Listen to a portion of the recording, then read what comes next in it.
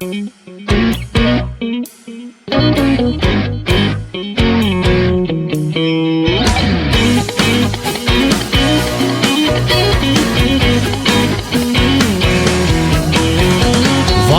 molhin kahang sirkul Ami chanto kan umrom tin Katong sino chantok lanu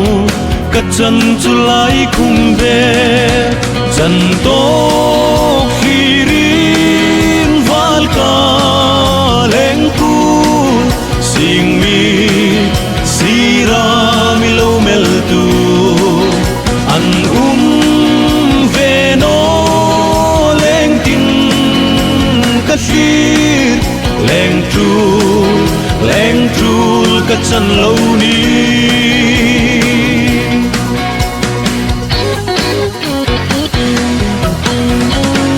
Lai lên rul dit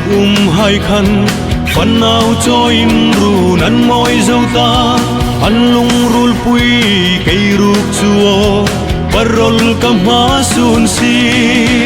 chan to khirin val ka leng ku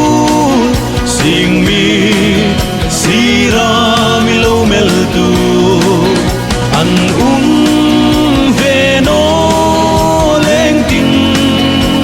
kashir lengtrul kachan launi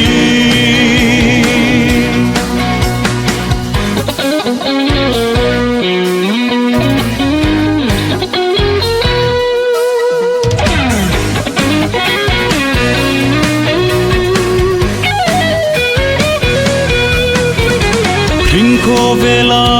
kathai changa Run rem pui ding ka tong ve lau chung Home Minister appointment chu Kapek ni ngal ro se Chanto khirin val ka lengku Sing mi sira milo meltu An veno lengtin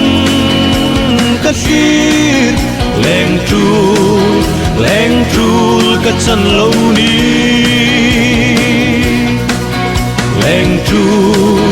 lengtrul kachan launi